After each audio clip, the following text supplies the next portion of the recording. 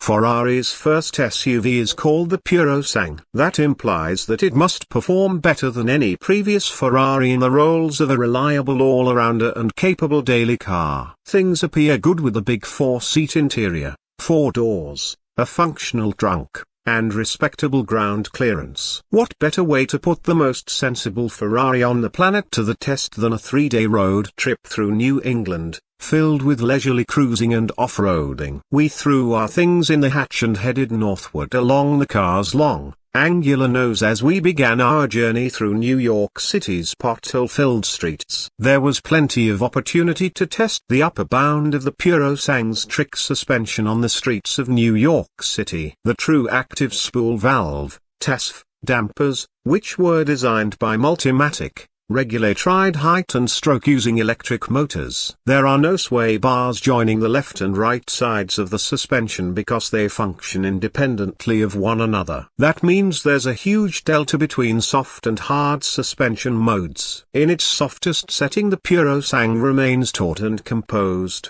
not cushy. Bumps are communicated into the cabin, with bigger imperfections delivering audible impacts to the chassis. While the physical forces making it to my seat weren't jarring, the relative lack of suspension travel and sound deadening compared to other performance SUVs is a clear signifier. Ferrari still wants the Purosangue to feel like a sports car. Here's more evidence. The Italian SUV has standard equipment that includes staggered wheels that are 22 inches wide in front and 23 inches wide in back, along with a tire that is 315 mm wide. Any idea that the Purosangue could be utilized for off-pavement excursions is refuted by this kind of equipment. Although there is a hill descent control option, we believe it is intended to be used in conjunction with the ICE drive mode. The Manettino switch positioned on the steering wheel lacks sand or rock settings. In many ways, the Purosangue feels just like a real Ferrari. There was time to play about with the inside area of the 4-door while stuck in traffic in the city. With the exception of a touch-capacitive D-pad on the steering wheel and a digital gauge cluster screen,